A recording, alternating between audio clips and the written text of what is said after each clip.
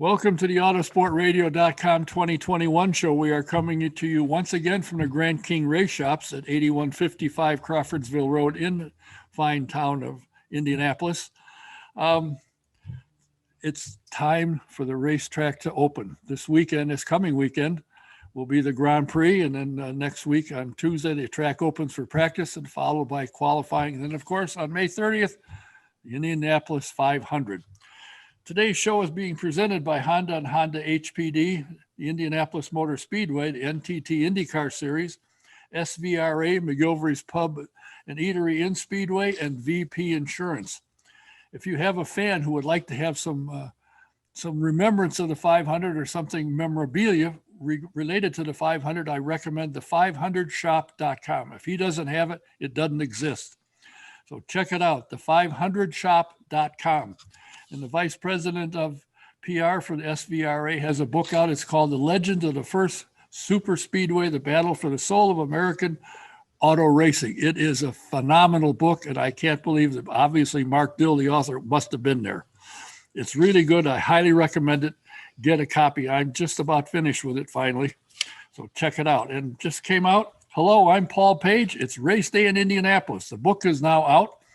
And if you haven't ordered, you can pre-order it or order it on Amazon and Barnes & Noble, and it should be available around the country shortly. And if you're coming to the Speedway, they're hoping to have it at the museum gift shop. So check it out. Hello, I'm Paul Page. It's race day in Indianapolis. Look for it. And if you got a book, bring it out to the Speedway while you're out there and find Paul. You'll have a pocket full of pens to sign them.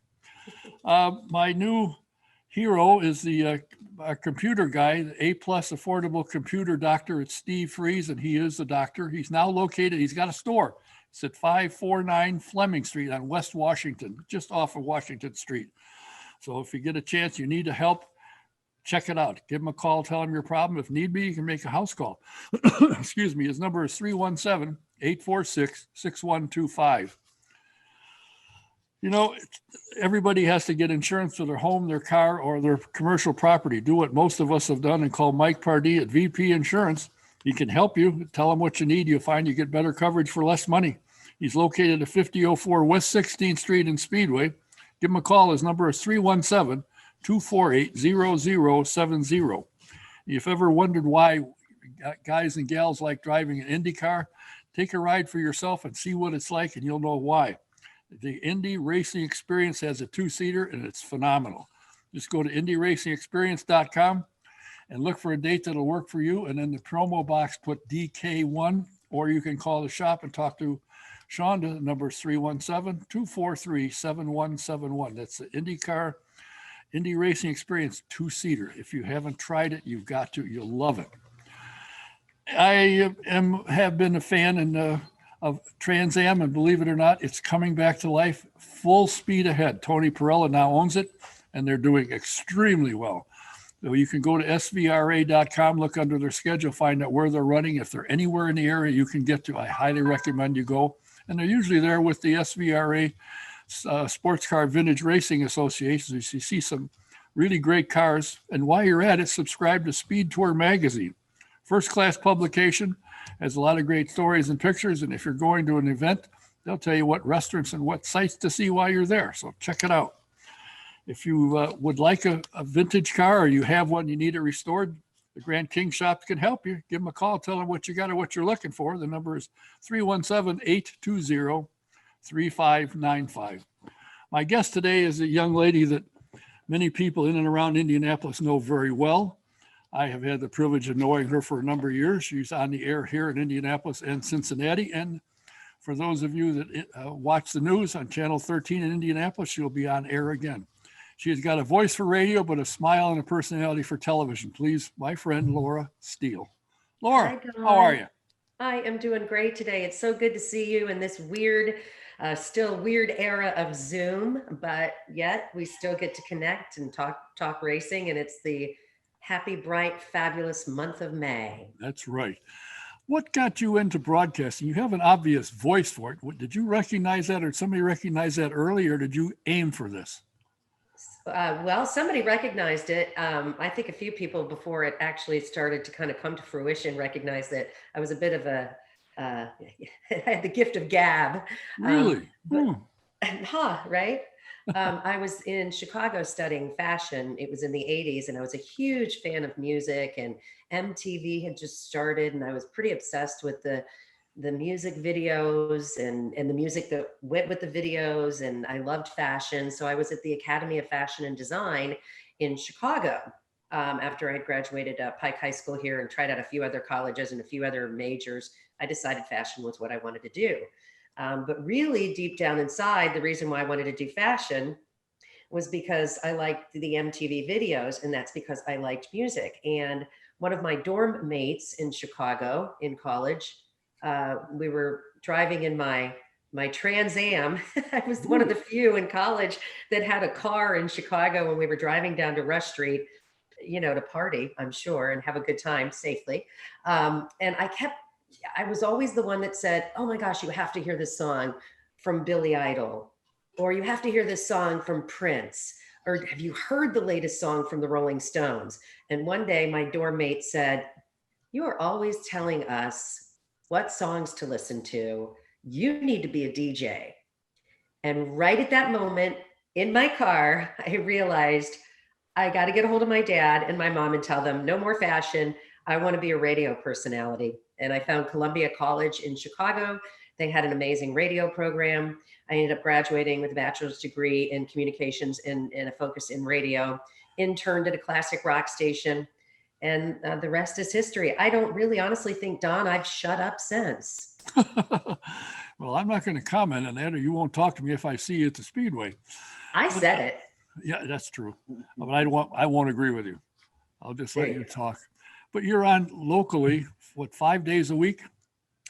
Yeah, 5, and then weekends at 104.5. I do a show on a classic hit station. Classic hits are just wildly popular now because just think of the name of the format, classic. They were classics, they were hits, and so they stand the test of time. So I do a show every weeknight at 7 o'clock called the 70s at 7, where you will hear songs that were the hits of the 70s, kind of Casey Kasem-esque, I guess, in his countdown. But now we're decades later still enjoying this music. And then at 8 o'clock, I do a show called the 80s at 8. So it's decade-based shows in the evening hours. I'm a night owl, so I love being on the air at night.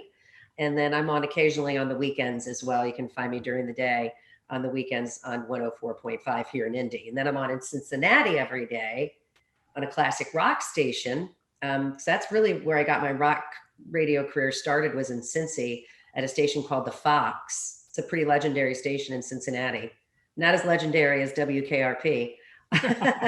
But so I do that from here. I'm based in Indy, but because I lived in Cincinnati for so many years and I make visits and I'm in the market quite a bit, I haven't been in the last year or so, obviously, because of the pandemic. But so I'm a 2-market radio personality at this point. When I worked for another company, I did 10 cities at one time. And it was like plates in the air, Don. I'm on in Dallas, I'm on in San Jose, I'm on in Milwaukee, I'm on in Charlotte. And it was quite a bit on my vocal cords. I ended up losing my voice because I had so many shows to do, chronic laryngitis. I said, I'm going to scale it back. So now my 2 radio markets are Cincinnati and Indianapolis. Perfect. And compared to WKRP, I'd rather look at you than Lonnie Anderson any day. Plus, I can talk to you. You could be Les Nessman. Yeah, that's just what I need. Right? And, I have to tell you, I listen to you here locally because I like to listen to you. Most of the music you play in the 80s, that's 30 years after me. I'm into the 50s stuff, 60s, big bands from the 40s and 50s. So some of your stuff I listen to. Who's that? I don't know it, but I listen because I want to listen to you. That's What got you into sports, motorsports in particular? Well, racing a couple of different things. Let's start with basketball because my dad was one of the first to buy season tickets in the ABA days of the Indiana Pacers. Oh. So we're talking Darnell Hellman, George McGinnis. We're going way back to when I was a little girl, and my dad used to take me to the Coliseum at the State Fairgrounds to go see the ABA Pacers. Right. So being from Indianapolis, born and raised, I had a love for the Pacers. And growing up on the west side of town, we could actually hear the Indy 500 practice days and the cars right in our front yard, because I grew up right around 46th and Kessler. And back then you could really hear the cars. I mean, if you listen, you could say, okay, so we would go to the races and go to the qualifications, and I'd probably have some stories I could share about being in the snake pit. Oh, I'm not going to share them though. good. Actually, I don't know if I can remember them. So I always, was exposed to Indianapolis and what the essence of Indianapolis sports were. In the beginning of kind of my love for sports, the Colts weren't here. They came in 1984. That was the year I graduated high school. I went off to Chicago. And it was interesting because the Bears won the Super Bowl, and the 85 Bears Super Bowl win. I kind of, because I was in college in Chicago, took a liking to the Bears. But then this team comes to my hometown and I was like, that's it, game on. I'm a Colts fan as well. So really the reason I think why I'm a sports fan is because of the essence of Indianapolis, being born and raised here. I like baseball. I'm on the air in Cincinnati. So I would say if there's a team for baseball I follow, it's the Reds, and would love to see them fare well. And Tucker Barnhart, Brownsburg kid, doing well as catcher, kind of following along his career. So it really kind of just really is based on where I'm from, the essence of Indianapolis and Indianapolis sports. And that would be the Indy 500 indeed. And you're going to be doing pieces for the 500 this year on the local channel 13. What is it? What is your game plan? What is your program plan? What are you going to be doing? So we're still kind of working through that. I just was actually at IMS today. They were talking about the honorary chair for that big fancy event that I know you're going to wear a tux and go to July 31st. Usually it would have already happened. It's called Rev. So I was at IMS earlier and saw Dave Calabro and Taylor Tannenbaum, and they are, the sports department. I tend to do stories that have a little bit more kind of goofiness to them. I kind of have some stories that we're talking through. One has to do with canines and IndyCar drivers. Who doesn't like a story about a puppy or dogs in the IndyCar series? So I think I'm going to go that route. And then last year, I don't know if you recall, Don, that because we were all pretty much stuck at home on what would have been race weekend, I got Heather Carpenter, Lauren Cannon, Charlie Kimball's wife, Robert Wicken's wife, to go on a Zoom to talk to them about how they were doing during this pandemic. So the plan that I have for them, I just talked to Lauren Cannon on text yesterday, is to get the ladies of our Zoom last year and recap what's happened in the last year to them and how things are going for them after being stuck in the house with the kids and e-learning, and the husbands, the race car drivers that are usually on the go and haven't been as busy in the last year. So that'll be coming up too. And we'll probably feature those on race day, race weekend. So we're just kind of getting started. Things are just starting to, no pun intended, rev up. Oh, well, when you're talking about canines, you obviously will talk to one who got a baby Borg with his dog's picture on it. Norman, right? Yes. Little Norman, Simon Passion. I'm trying to think of who's the most famous. I would say Norman was probably in the last couple of years has been the one that stood out. But I know Alexander Rossi and Hinch, they have, I think, some doodles and their doodles are friends or might even be related. I don't know. That's what I'm going to, it's going to be investigative reporting about these dogs. This is a big, big story. Top secret. Okay, I won't tell anybody. I'll be sure and be quiet. Okay. But of course, if you talk to Hinch's dog, I wonder if he'll tell jokes and is as silly as his owner is. I'm guessing so. I'm guessing the dogs. I would guess that Hinch's dog is pretty darn goofy. That would sum it up pretty well. Yeah. How do you find approaching drivers in IndyCar series? Do you find it's a problem, or are they more than willing, as I'm suspecting you will say, they'll be glad to talk to you? I have really found that IndyCar is so accessible, and I have a lot of wonderful drivers of memory when NASCAR has come to Indianapolis as well, and they've been kind and gracious, Formula One, MotoGP, when that was at IMS, was a bit different, harder, not so easy to attain an interview. Right. I feel like over the course of the last 10 years or so, and even of recent, I try just to make sure that, I introduce myself and say who I am, what I'm doing. And when I worked for the public address at the Indianapolis Motor Speedway, which was also my job for many years, I would go up to an IndyCar driver and say, my name's Laura Steele.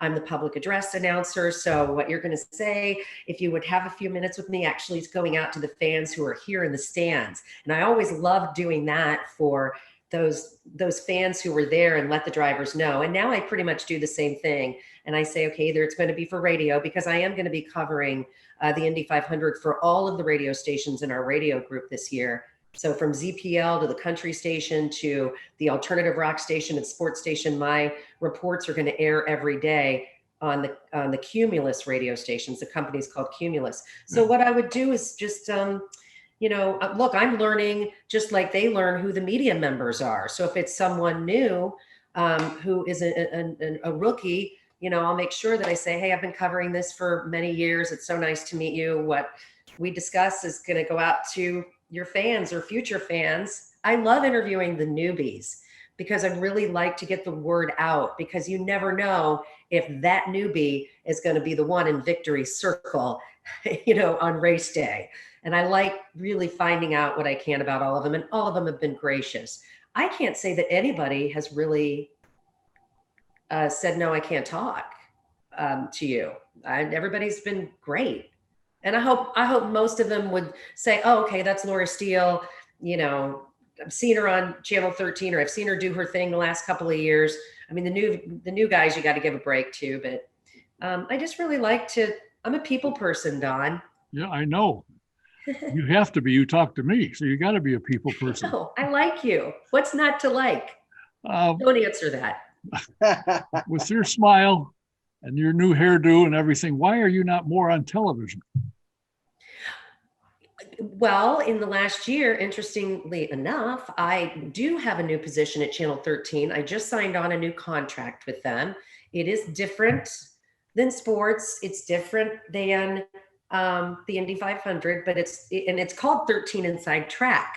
And it's the inside track to local businesses. It's a sales-based segment, so it's sponsored, and it could be, we went to Route 32 auctions in Crawfordsville a couple weeks ago, and it's a 2.5-minute segment that runs at the tail end of the weekend news on 13 Sunrise at 9:55.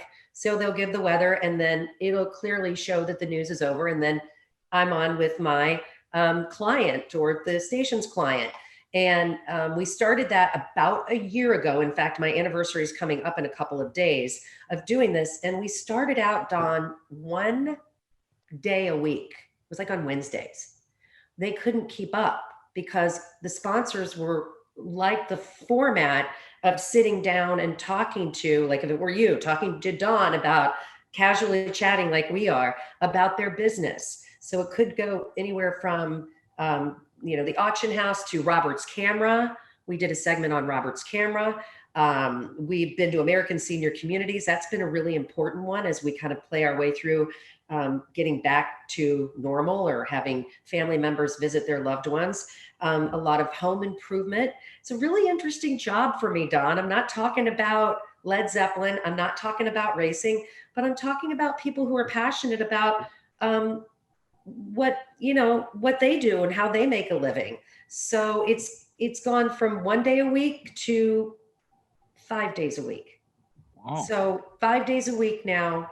Actually, we have Fridays off. So it's 4 days a week, but then the reruns are on the weekends. So it's really almost every day you'll see a 13 Inside Track segment, and me talking about roofing or auction items or cameras or even plastic surgery. Think I should get my nose tipped? No, I don't think so. Maybe. It would ruin your smile. It would ruin your smile. I've stayed away from that, but so that's a different aspect of my career. I've done it in radio because if you think about radio, you do endorsements. Like I've endorsed Apple before and Mac computers. When I was on the air in Dallas, I had a 2-year campaign with them. Every time they had a new product out, hey, I'm Laura Steele and I'm here. That's endorsing. More of my role with Channel 13 is being a reporter, not in the journalistic sense, but just somebody asking Don about his show that he does to get people in the know about all things racing. And then we'd have a chat for 2 minutes. It's gone really well. I'm very excited to have this as something that I hope I'll be doing for a while with Channel 13. Well, then that brings to mind my next question. You have probably the hardest job I can think of, raising a daughter who I think is 13 at this time. And of course, she knows about everything. You haven't figured it out yet, but I'm sure she's pretty well up to speed on what the world is about. So that's got to take a lot of your time, because I know you're the kind of woman who will pay attention to her daughter first and foremost. So how does that work in with your nightly shows and your recording around central Indiana? How do you fit her in?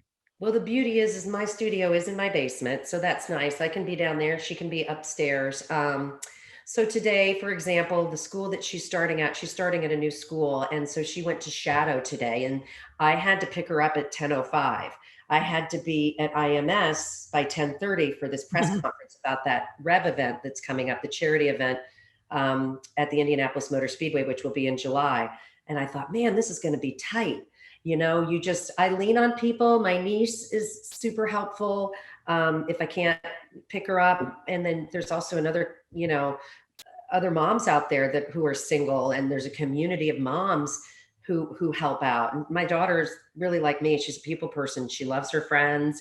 That's the most important thing, is that she can hang out with her friends. Yeah. So she wants to be with her friends. And so I feel like sometimes my most important job is being an Uber driver and an ATM. Money for the food, and then the wheels to get her to where she wants to eat. But I don't know if you know, I lost my mom in October. Yes, I do know. Cancer. And my mom was always like the best Grammy. And so I leaned on her quite a bit. And she was with my daughter, up until kind of my daughter kind of got her friend, my mom was sick for the past year. Like, she was diagnosed around the pandemic. And I just watched how wonderful she was and how she kind of juggled it all. And my mom was an educator. She was a teacher. She raised 3 kids, and then was the best Grammy ever. So I kind of always think I have my mom on my shoulder saying, what would Jan do? Her name was Jan. What would Jan do? WWJD. So I think that's how I kind of listen. I can't lie. They're really tough times, and it's really hard raising a kid right now. Because of this, social media and telephones, and they're kind of, stuck in these phones, as we all are. Also, the pandemic has been trying. She's on hybrid, so she's home one day, she's gone the next. It's hard for me to keep up with that, and I just have to focus. And I admit, sometimes I'm like, oh wait, she goes to school tomorrow. No, wait, she's home. So that's been a real challenge, Don. Thank you for asking that, because that's the hardest job of every job I've ever done. Yeah, no doubt about it. And the next hardest part of it, once you've got them there, to get their face out of the phone and get them out cutting grass or trimming trees or painting pictures or doing something other than looking at a stupid phone in their hand. We are working on that. Battle. Yeah, she got a job. She got her first job. Really? Yeah, I'm super excited to say that my daughter's first job will be a camp counselor at a place that she went to when she was, 4, 5, 6, 7. And so the lady that runs it out of her home, she lives on a cul-de-sac. She always tells these fun games that Sally, my daughter, would do when she was actually at camp. And so we got a text from this woman that runs this camp and said, I'd like to know if Sally would like to work. And it's her first paying job. So she's got a job. I'm super excited about that. And you know what? So is she. And when they get away from their phones, you see that kind of there's some relief. They don't really know how to handle it because that's all they know is being on this phone. It's kind of like all of us. But I think it's going to be really good for her. So that'll be through the summer. She's going to be doing that for a handful of weeks and then going into 9th grade. That's good. It shows she has ambition and wants to do something, doesn't want to sit around. And good for you. She probably sees her mom working X number of hours every day, traveling around every day or every other day or whatever it amounts to. she's got the hint. You got to work to survive, and good for her. I'm excited for her. I think it'll be Well, good. I'm excited to see you back at the Speedway. Me too. I think that with any luck, I'll stumble across you somewhere around there. I'll just look for a crowd and I'll realize, oh, that's Laura. So I'll have to wait till they dispense a little bit so I can say hello. But Well, we'll see you in your mask. oh So boy. that's been hard. I saw someone today and I'm like, is that, yeah, that's a, is that their eyes there? Because the masks are, but we'll all be in them. So we'll be in good company. But I'm so glad that we're going to be back and there's going to be a race with even the capacity reduced. It's a good thing. And there's light at the end of that beautiful tunnel off of 16th, right? You're not kidding. And I think fans are going to be astounded when they come in and see what's happened to the place, what Roger's done. The year before, I think in 19, they had spent something like $90 million in rehab, and he's come in and spent another 20. And the place is spectacular. I think people are going to be impressed. So it's all fun. And I had heard early on, and when I talked to Mark last week, I asked about it. Is it possible if things slow down a little bit in Indiana, can they up the crowd? And he said, they're not sure, but it's possible. So, I know they're working real closely with the health department. I think right. That's obviously, maybe that's as they say, a game day decision or a race day decision. It may be, I don't know that I haven't heard. But I say we take what we can get, right? For what it is. I'm going to show you something real quick, Don. Sure. Okay, ready? I got a new pillow. It's not, the pillow's not in it yet, but it's a pillowcase. Yes. And can you read that? To go to sleep, I count race cars. Oh, geez, not cheap. Not cheap.